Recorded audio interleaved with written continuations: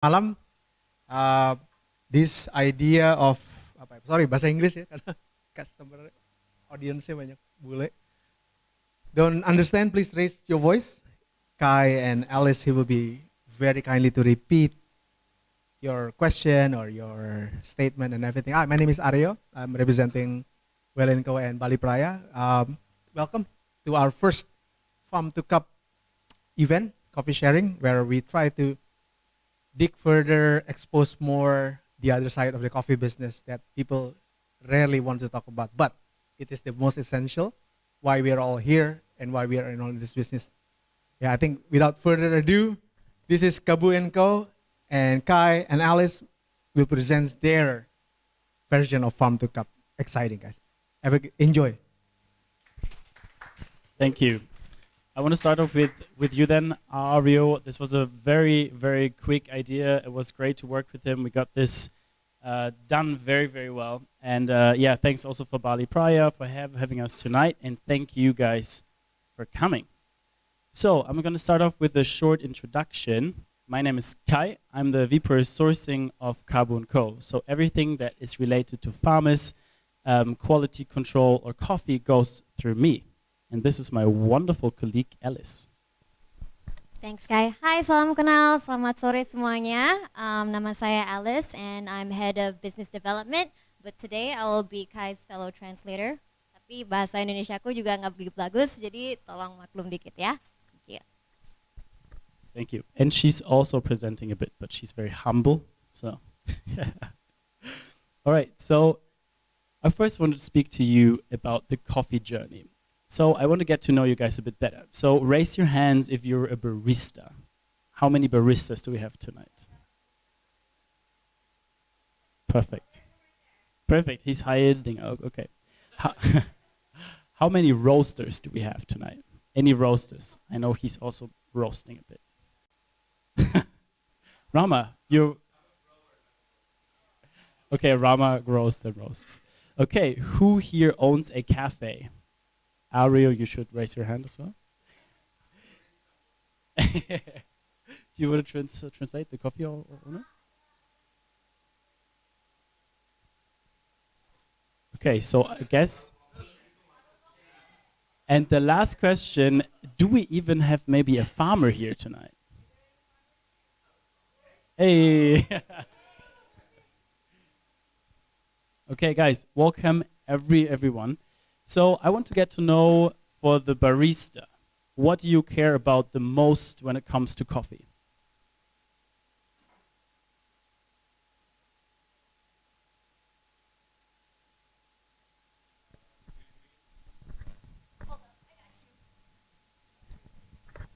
The first, I think, the quality of the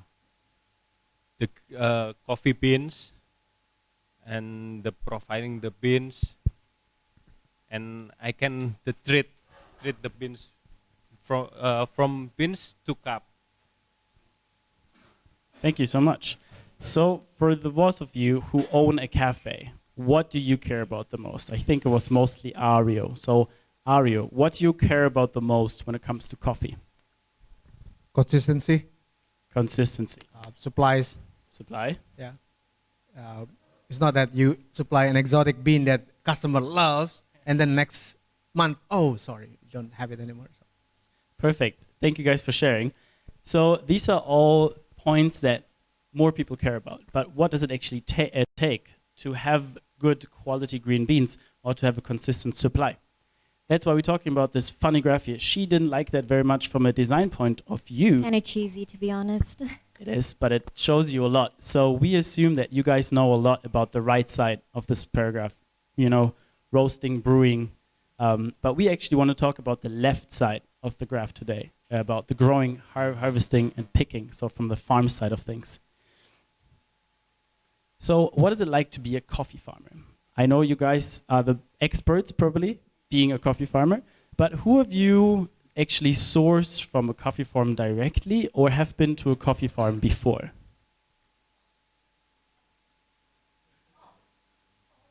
Can you translate real quick, Alice?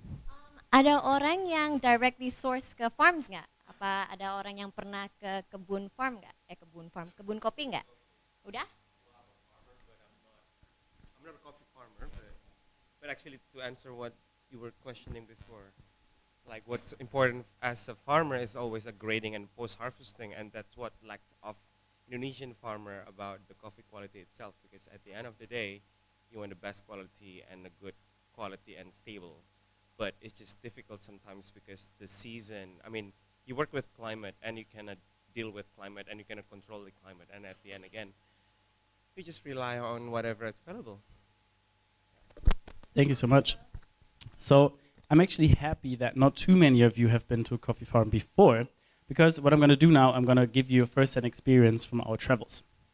Dari sekarang semua orang pada ngerti kan? Atau harus di-translate dikit? Oke. Okay. Basically sekarang dia akan kasih lihat kalau di farm itu kayak gimana, and prosesnya itu gimana. Not only in Indonesia, tapi di luar negeri juga. Thank you. So I mentioned I'm responsible for the sourcing. So we are active in Asia. We have Indonesia, Vietnam, and India, but we also work with all of these other countries. But these first-hand experience I'm going to show to you are mostly about Vietnam and Indonesia, because that's really where we are at the ground.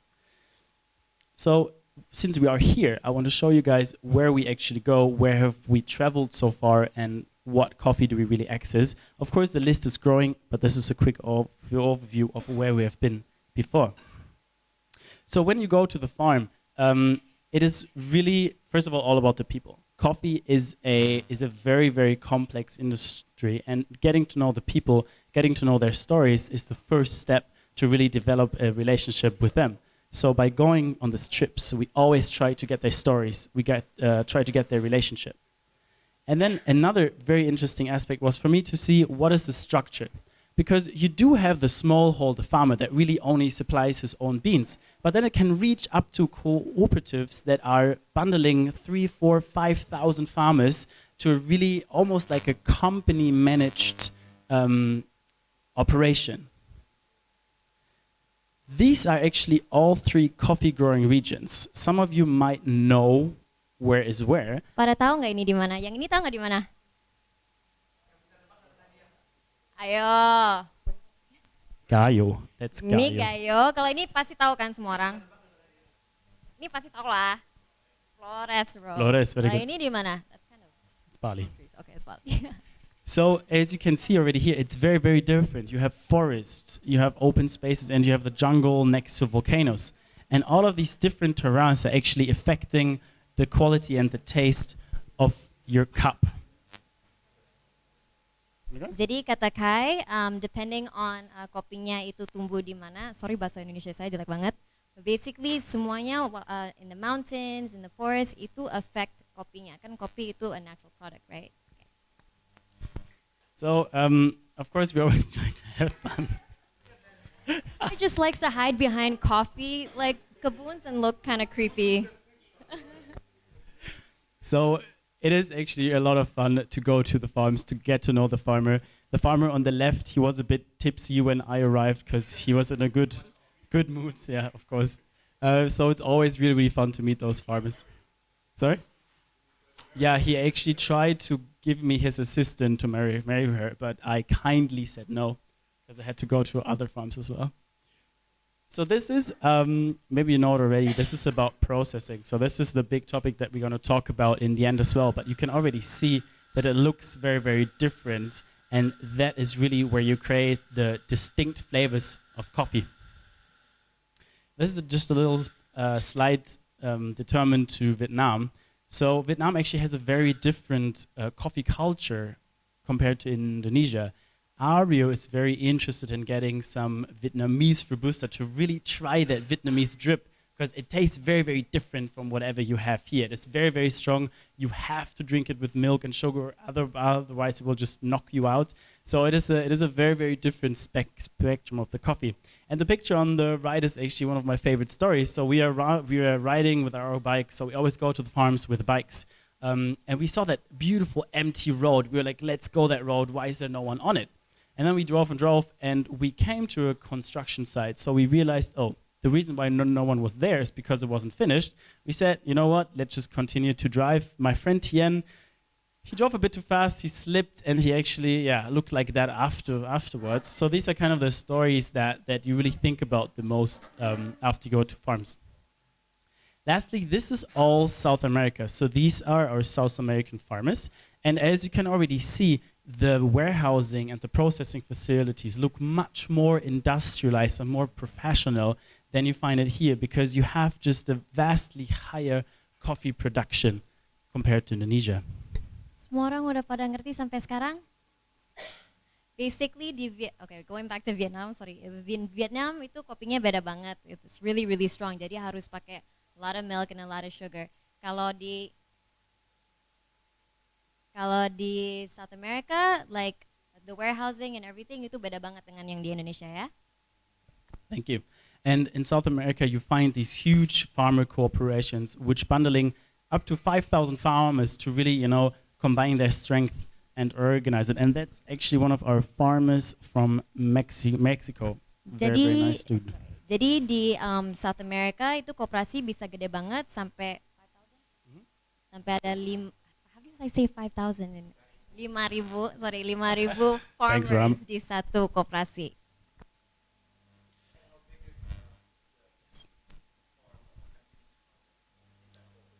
So the cooperatives, it's up to 15 acres. Usually it's usually it's between 2 and 5, but the maximum of a smallholder farmer there is 15 acres, which is already quite huge. When you 50 acres. Itu per area berapa ya? Yeah, so they like easily supply you with a couple 100,000 tons. So it's really like the sheer scale is quite crazy. So we want to show you guys a small interview with one of our farmers where we talked a bit, Hang on, Kai. Sorry, ada pertanyaan? Langsung aja, jangan malu. Oke. You can always ask. Oke, langsung aja kalau langsung ya. Oke.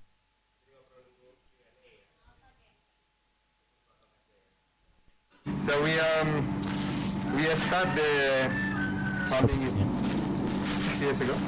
6 years ago. Okay. Yeah, it's just because the old generation was cutting off all the coffee tree because the price was so cheap. Price was so low, yeah. Yeah. Oh wow. So what I said to my dad, keep some of the coffee tree, but I promised them I'm gonna bring better price. Yeah. But after I think the result after 3 years. 3 years become 6,000 rupiah per kg. For the red cherries, yeah. Now, not even after, it's already 9,500 per kg. That's amazing. So what he was saying, we were talking about the prices with him and why so many farmers stopped producing coffee. He was saying that the price was down to 6,000 rupiah for 1 kilogram of red cherries, and that's why a lot of farmers cut down the trees. But now the price increased because he supported the farmer in various projects. And yes, red cherries. So that's even before the processing. Yes, correct. That's why everyone was like, I'm not going to grow coffee. Correct. All red. All red. Pada ngerti kan tadi? Maybe I have to translate again. So basically katanya petani-petani di sini untuk red cherry beansnya itu cuma dapat 6,000 rupiah per kilo. Jadi banyak farmers they cut down the trees, potong kebun-kebunnya karena it's not very Makasih. Yes.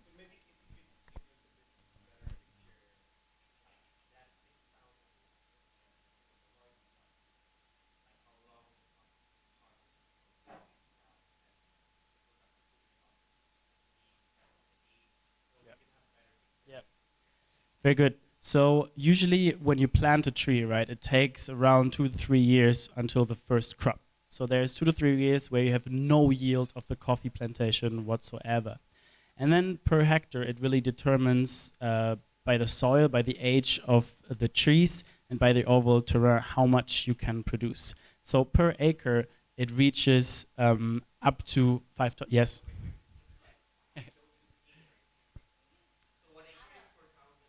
Yeah.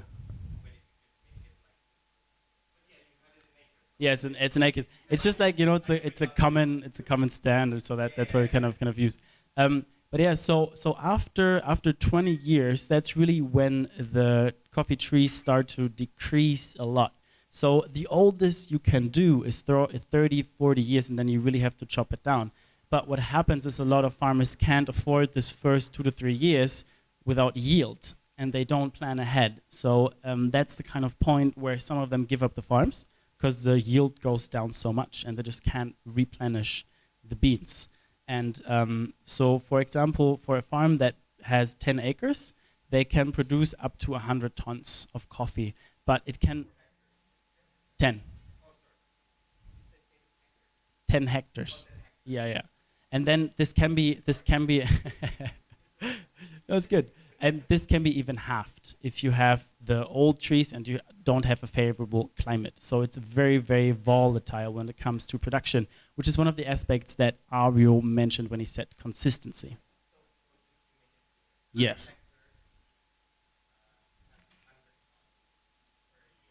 Yes. We're only talking about red beans. And then the interesting part, because you mentioned it, when you have 1 kilogram of red cherries, you only get 200 grams of green beans out of it. And then after you roast it, you lose another 20%.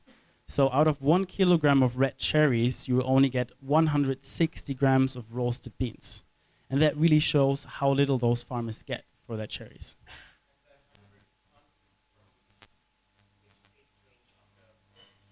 So this would be fairly young. So this would be ranging 5 to, depend what fertilizer you use, depending on the soil, 10 years, 5 to 10 years, and then it starts to like go down a bit. Yeah. So you really want to keep those crops fresh. You don't want to use the cheapest fertilizer because your trees will age faster. It's like when you use a bad facial cream, right? Just doesn't work well. But you don't. So all right. Thank you so much for asking so much, though. So it's really interesting. Perfect. So we heard about the price, right? So they don't receive a very good price. What do you guys think? What are the 2 other main issues that farmers face today? Jadi Kai kan udah ngomongin tentang pricing untuk farmers. My Indonesian sucks. Ada. Jean, you want to step in? How do I say what other farmers' issues Also, they face today? this is Jean. She's amazing.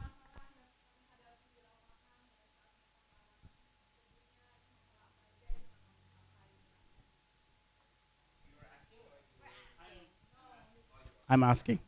What do you guys think? Ada teman-teman ada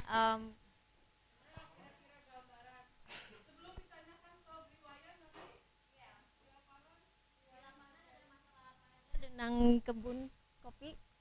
What problems do the farmers face?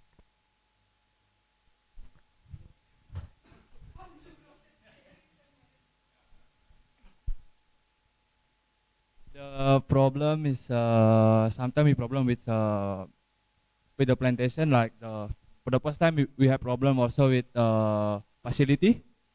We cannot get good enough facility and then access to good equipment also. And then the industry also is going like, I don't know where it's going. We try to improve the quality and everything, but the industry is looking for more cheap coffee also. And then a lot of roaster also just thinking about the coffee, but it's not take care of the people. For us in the plantation, it's more important is people. In coffee industry also we talk about people. The most important for us in farmer side, how to make it people can get a better life, and how to bring like the coffee farmer family can take their kid to the school from selling the coffee. But now everybody just talking about coffee, and then but now nobody know what is the reality in the plantation. That was actually really interesting inside view. So thank you. So let's talk about the view from outside the farm, about the global spectrum. So he already mentioned himself price.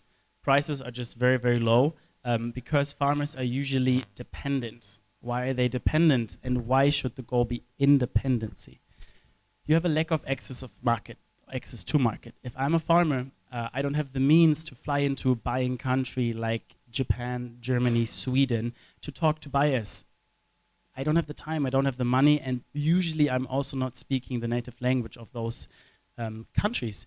And I have to really tear out my farm so that nothing goes wrong.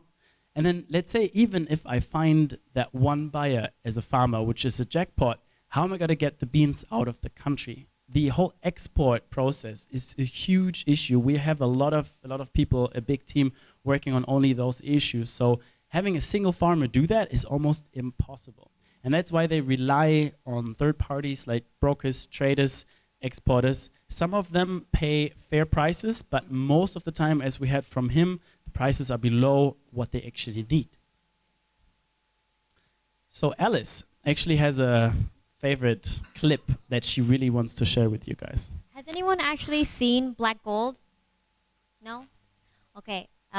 Basically, before we start playing this, tadinya kita nggak mau kasih lihat karena Black Gold is a documentary about petani-petani di Ethiopia and like petani di Ethiopia. In Ethiopia. Jadi ini tentang farmers di Ethiopia. Dan tadinya kita nggak mau kasih lihat karena Indonesian farmers itu their quality of life is slightly better, much better actually. Oh, I'm blocking the screen. Shit, sorry. But yeah, before we start this video, aku ada pertanyaan. How much do you think a coffee farmer makes per kilo in Ethiopia? 1 kilo kopi petaninya itu dapat berapa coba? Just have a guess. Less than $1, okay? Anybody want to guess? Who bets less Berapa? or more? 1,000 rupiah. Kalian mau guess? Okay, just keep those numbers in your mind, okay? My next question is, pertanyaan kedua itu, how many cups of coffees can you make out of 1 kilo? Barista, A bit of math here. a kilo of coffee, how many cups can you make? Roasted. Oh, Roasted coffee. Yeah. 50 cups? 30 cups? 50 Okay. cups, 30 cups. All right, let's find out All by right. playing the video. If you guys can't hear it, she's actually gonna do a karaoke for you guys. Okay. Takutnya volume. Biaranitti meeqatti gurgurama isinitti fakkaata? Isiniin takka kan dhugamu. Menenni beeku jira? Semeessa. Doktora. Meeqa isinitti fakkaata? Jee nama beeku. Maarani meeqatti gurgurama beektani? Isiniin takka birii takkaani? Tokko tokko. Biyya faranjitti garuu bunni isiniin takka birii 25 Kilo tokkorra buna sidii beekatu baay'een beektu. Kilo tokkorra buna sidii 80tu. Buna kilo tokkorra. Sinii 80. Sinii 80 sun birii 25 logguun ooftan beekata. Birii 200. Kilo tokko meeqa baasee jechuudha? Birii 200 baasee jechuudha. Isin asitti kiiloo tokkoof meeqa argattan? Birrii 4-5. Kana oolaaltan maal isiniif fakkaatame?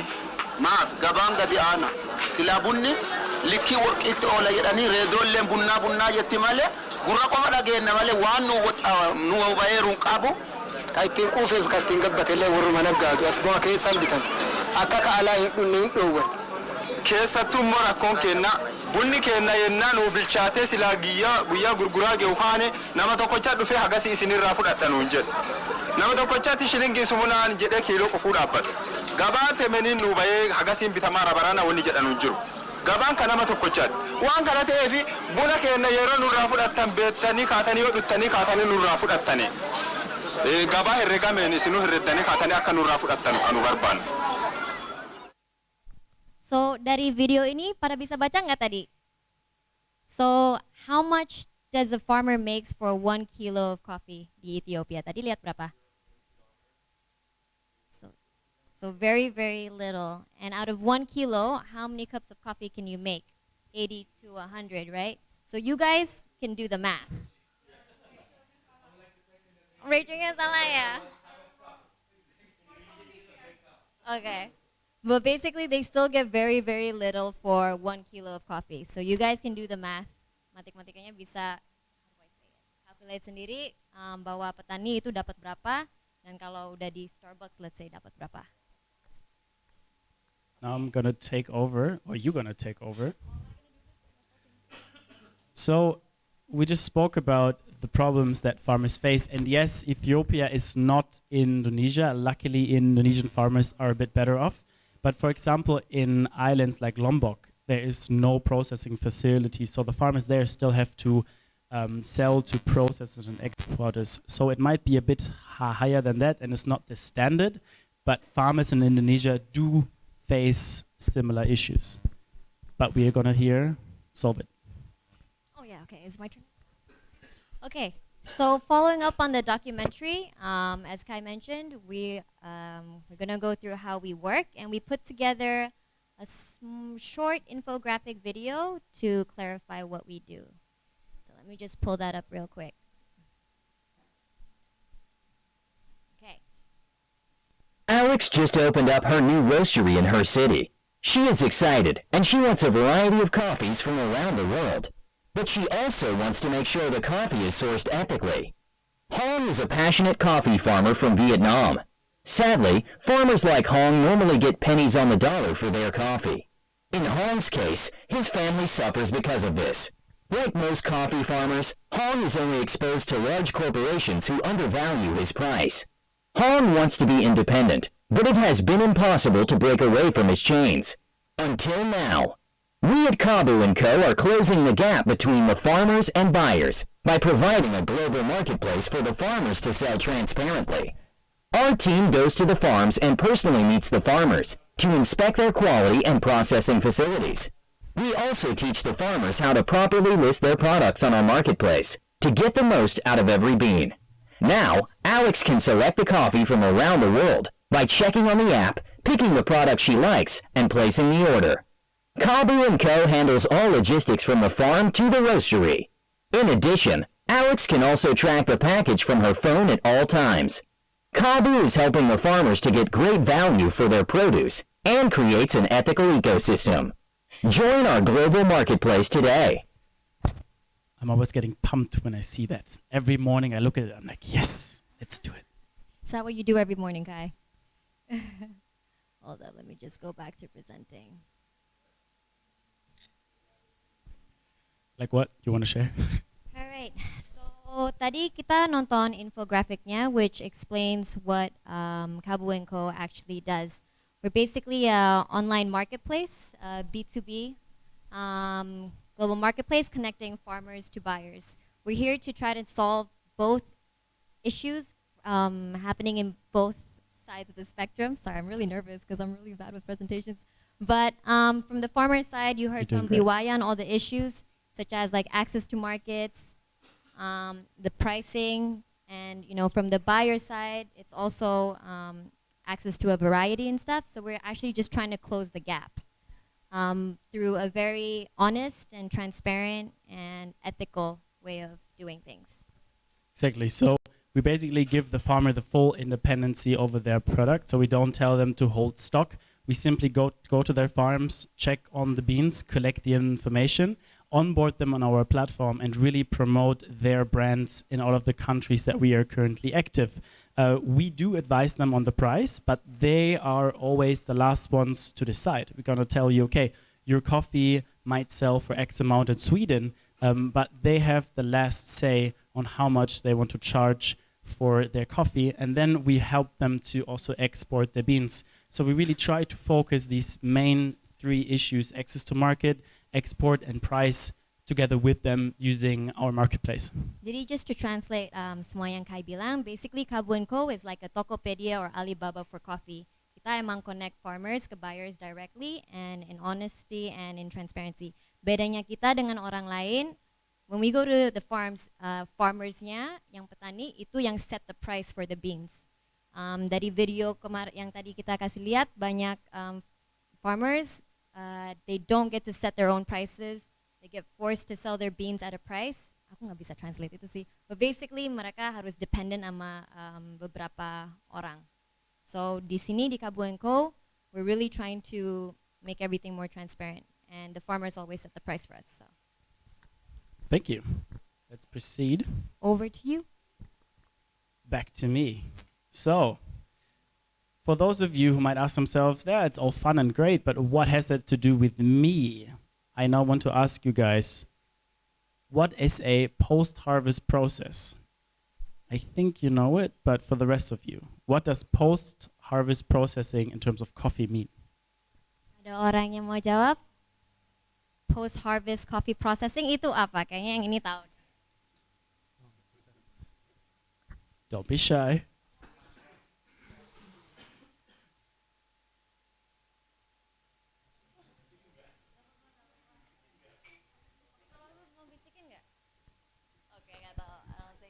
Does anybody want to try and give an answer? Okay. Okay, Kai, floor is all yours. Okay, so you basically have the post-harvest process, which means how you extract the coffee from the fruit. I want to go back to our friend Arka and let him talk for a small second. And this time you're actually also going to see. So even if you don't understand him, you're going to have some pictures. Yeah, so you do all kinds of processes here, right? So right here we see the full wash. Yeah. And the natural over there. And you also do Honey. Honey I do July. in July. Yes. Okay, great. Because honey is I selling it more expensive and natural also.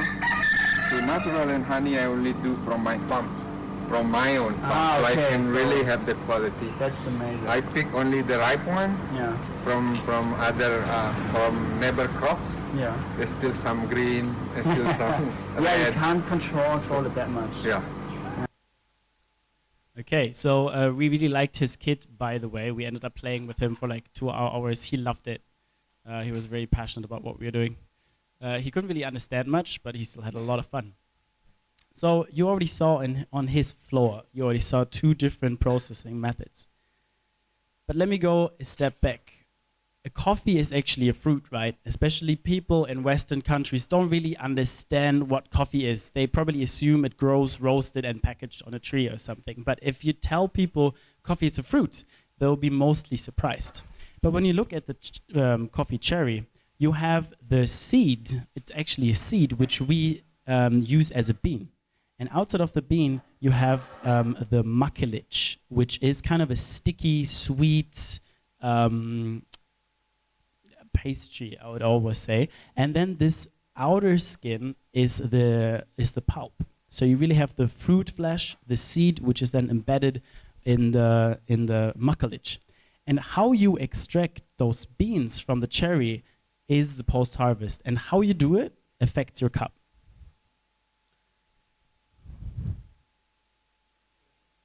Okay. Pada ngerti nggak? Jean, do you want to come to the front? I don't know how to translate all the scientific stuff that he knows about. Okay. Okay, so here you have the natural process. So when you look at this is a cherry, right? And this looks like a very rotten cherry.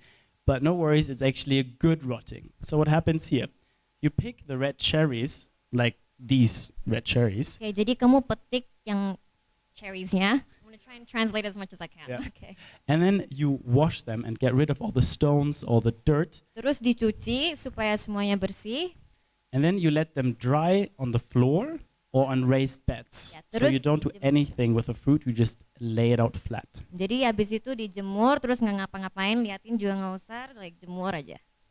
Interestingly, this is actually originated from Africa because this is the the least technical way of processing coffee. But in Indonesia, it's actually pretty difficult because we all know how much moisture the air can contain here and how sudden it can start to rain. And if a coffee gets wet, the whole drying process is all ruined. Jadi ini prosesnya dari Afrika, and di Afrika itu it's a very simple process. Cuman kalau dipraktik di Indonesia, it gets complicated karena apa sih humid? What's humid? Lembab, ya lembab. Jadi kalau misalnya udah nih bagus-bagus udah taruh di lantai, terus tiba-tiba hujan gitu, it's all selesai. Yes. Pardon my. So this.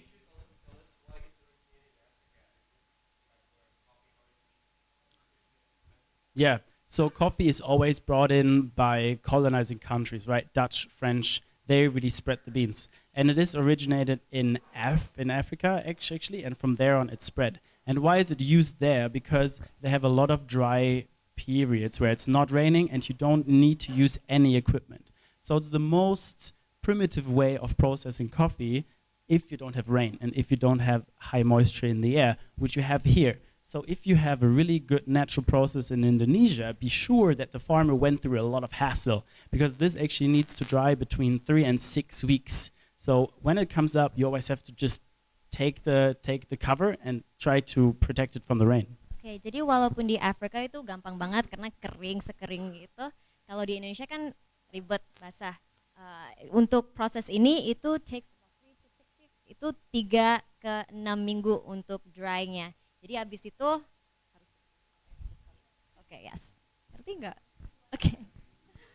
But what does it do to your cup? How does it affect the taste of your coffee? So because you use the entire fruit, it gets a very fruity touch. So you can really taste blueberries, limes, oranges, whatever is growing around the coffee. And because all the mucilage of the cherry goes into the actual seed, you have a very sweet coffee with a full body. So this is a very complex kind of taste, if you want to call it like that. And I personally very recommend it for manual brews. Why? Because it also has a higher acidity. So in an espresso, that might be a bit too harsh. My personal favorite is as well in terms of taste. Next one is the honey process. Sounds very tasty, but what happens? So you have honey ranging from white to black. You have white, yellow, red, and black.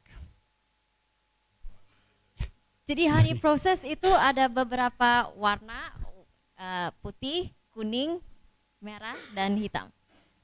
Okay.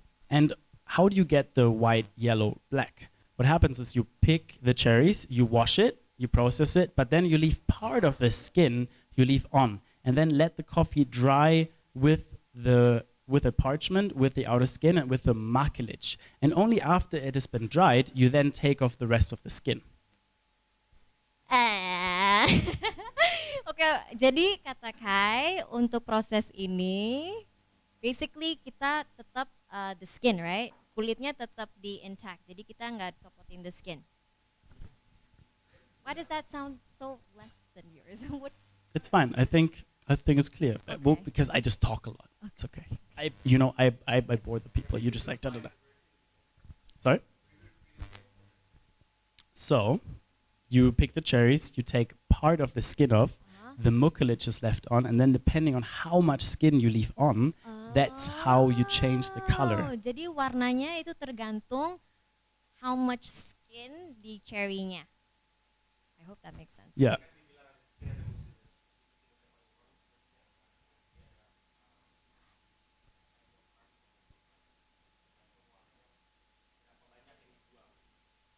What he said. Thank you. Thank you so much. So the darker the honey process gets, the harder it's actually to do, because you run into the risk of over fermenting the coffee. Because when you let a lot of mucilage and skin on and you don't dry it properly, the beans will actually rot and you can literally throw it away. So once again, if you have a really good black honey processed coffee, that means you're holding a little treasure in your hand. And the very interesting part is that the yellow and the white honey, I personally recommend for a manual drip, because it gives you a very slight, fruity and very clean cup. Whereas the black and the red honey make an amazing espresso. So when you actually use a black honey for an espresso, it almost tastes like someone put a little drip of honey in your espresso. So that's a pretty unique experience, which you don't find very often. So what does it do to your cup?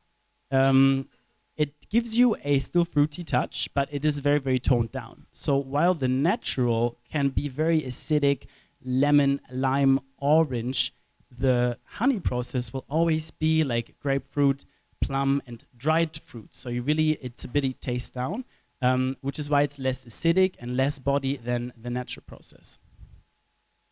If you have questions, you can always shout in. Ada pertanyaan nggak yang mukanya bingung? Nggak ada? Oke. wanna stand next to you, it's okay. Bedanya? Okay.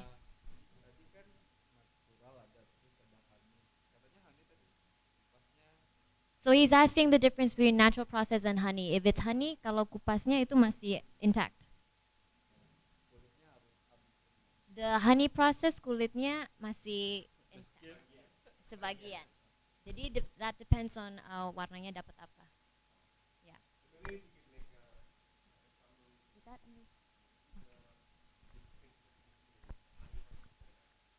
I will.